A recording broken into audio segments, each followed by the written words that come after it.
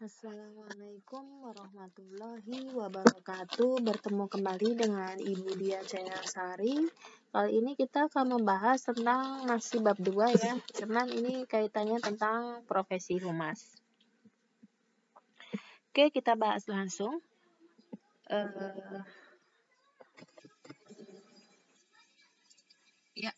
Hakikat profesi humas. Profesi itu sudah pasti menjadi sebuah pekerjaan, tetapi pekerjaan itu belum tentu menjadi profesi. Karena profesi sendiri ini adalah memiliki aturan dan mekanisme yang harus dipenuhi atau ketat ya untuk menjadi sebuah profesi. Sedangkan pekerjaan sendiri tidak memiliki aturan yang rumit. Artinya, pekerjaan atau jabatan yang disebut profesi tidak dapat dipegang sembarang orang, melainkan memerlukan persiapan, pendidikan, pelatihan yang harus dikembangkan khusus. Jadi nggak sembarangan orang ya, profesi itu nggak sembarangan orang, pekerjaan itu bisa dikatakan profesi. Nah, selanjutnya, jenis-jenis profesi. Di sini ada profesi khusus dan profesi luhur. Kalau profesi khusus, dia tujuannya adalah secara khusus untuk mendapatkan penghasilan atau nafkah. Example-nya adalah profesi di bidang ekonomi, politik, hukum, dan PR. Jadi, saya contohkan misalkan elit politik yang dia melakukan debat misalkan di depan acara televisi atau mungkin dia pengamat ekonomi. Nah, ketika dia mengklarifikasi atau dia memaparkan analisa tentang ekonomi atau politik atau hukum berdasarkan pengamatan dia. Nah, ketika informasi dia yang disampaikan sebagai narasumber di acara televisi, dia akan mendapatkan reward atau umpan balik atau penghargaan berupa misalkan honor atau upah atau gaji atas klarifikasi yang dia berikan. Yang kedua adalah profesi luhur. Tujuannya adalah mendapatkan dedikasi atau pengabdian. Example-nya apa? Kegiatan profesi bidang keagamaan, pendidikan, sosial, budaya, dan seni. Saya contohkan di sini adalah seorang ustadz. Seorang ustadz ketika dia melakukan ceramah atau dakwah, harusnya dia melakukan secara ikhlas dan tulus, dan dia semata-mata memang dia itu menyebarkan agama atau menyebarkan amar ma'ruf nahi munkar. Nah, ketika dia menyampaikan dakwahnya atau ceramahnya, dia harusnya tidak mengharapkan balas jasa atau reward atau pemberian atau gaji atau upah atas ceramah yang dia sampaikan seperti itu. Nah, ini benar-benar harus diulas secara spesifik lagi ya. Kalau benar-benar dia seorang ustadz yang berprofesi secara luhur. Kemudian selanjutnya adalah ciri-ciri profesi humas. Yang pertama adalah dia harus memiliki skill dan pengetahuan yang luas. Dan yang kedua adalah dia mempunyai kode etik. Yang ketiga adalah tanggung jawab dan integritas yang baik. Yang keempat adalah memiliki jiwa pengabdian masyarakat dan berdedikasi tinggi. Yang kelima adalah otonomisasi organisasi profesional. Yang keenam adalah menjadi anggota suatu organisasi sebagai wadah bentuk eksistensinya.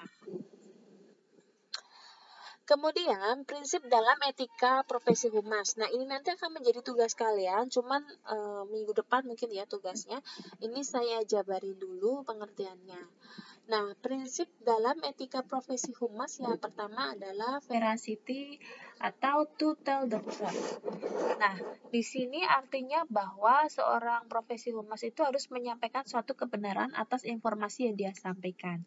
Yang kedua adalah non-maleficent atau to do no harm.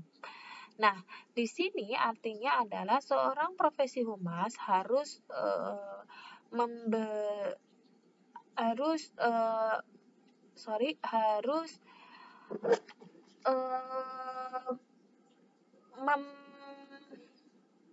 memberikan kebenaran atau tidak bersikap buruk ya. Nah, di sini biasanya dia ketika melakukan konfirmasi itu tidak membahayakan hak asasi manusia. Jadi biasanya di sini dalam bentuk satu analisis pertanyaan, biasanya dalam bentuk analisis pertanyaan. Contohnya seperti apa? Nanti akan saya bahas. Kemudian yang ketiga adalah beneficent atau to do good. Nah, Di sini biasanya seorang profesi humas itu harus mencari kesempatan untuk melakukan hal-hal yang dapat membantu dalam proses pembuatan keputusan tentang moral. Nah, di sini biasanya dalam bentuk sponsor ya, mencari sponsor. Yang keempat adalah confidentiality atau to respect privasi.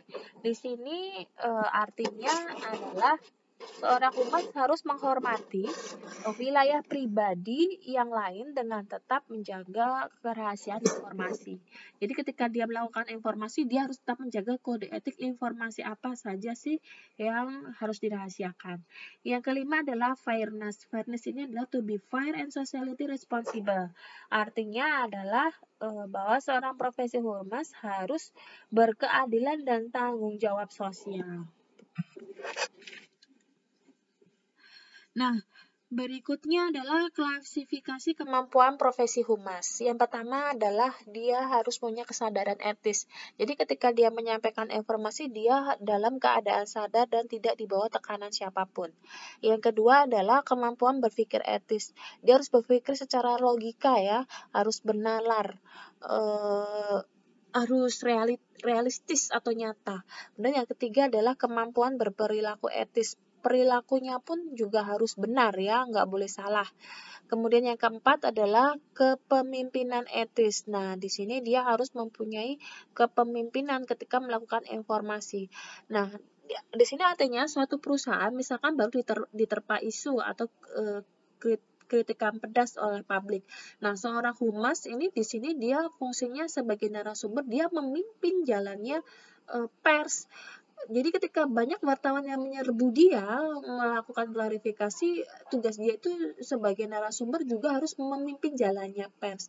Jadi jangan sampai humas ini dipimpin oleh wartawan atau pers ya. Jadi dia yang harus menjadi pemimpin yang menguasai jalannya klarifikasi atas informasi. Kemudian selanjutnya adalah konsep etika kehumasan. Yang pertama adalah citra. Nah, ketika seorang humas melakukan klarifikasi atau memberikan informasi, dia harus tetap merujuk pada nama baik perusahaan. Apapun yang dilakukan atau diklarifikasi atau memberikan informasi kepada pers, dia harus membentuk opini bahwa perusahaan yang dia naungin itu adalah bagus. Seperti itu. Yang kedua adalah penampilannya. Penampilannya seorang profesi humas itu harus good looking. Jadi kalau di perusahaan-perusahaan yang bagian humas, biasanya yang dipilih yang cakep-cakep tuh. Yang perempuan yang cantik-cantik, yang laki-laki yang ganteng-ganteng. Jadi jangan kaget kalau yang profesi humas itu mungkin dandanya lebih powerful dibandingkan yang lain. Karena dia di depan ya, barisan di depan. Dan yang ketiga adalah etikanya. Jadi seorang profesi humas dia harus punya etika yang baik, jangan gerusa-gerusu, jangan beretika buruk. Takutnya jika seorang humas dia melakukan klarifikasi jawaban salah dan melakukan gerakan sesuatu yang di luar etika, otomatis juga akan mempengaruhi nama buruk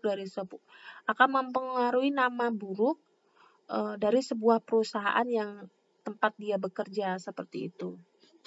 Ya, walaupun kondisinya dia masih di lingkup kerja dan di luar pekerjaan misalkan seperti itu, harus bersikap profesional. Kalaupun di luar dia tetap harus menjaga etika karena kan dia sebagai sorotan juga ya, seperti selebritis dia kan termasuk juga. Kalau dikategorikan humas dia juga harus dapat karena kan selebritis dia harus selalu mengklarifikasi atas semua siklus atau berita tentang hidup dia. Jadi ketika ada gosip yang miring, dia harus harus bisa mengklarifikasi kok kenapa terjadi pemberitaan buruk pada dirinya. Dan ketika dia sudah tidak ada dalam acara infotainment atau dia mungkin di luar dari pekerjaan, dia tetap harus menjaga etika dia karena dia sebagai sorotan ya atas segala bentuk pemberitaan.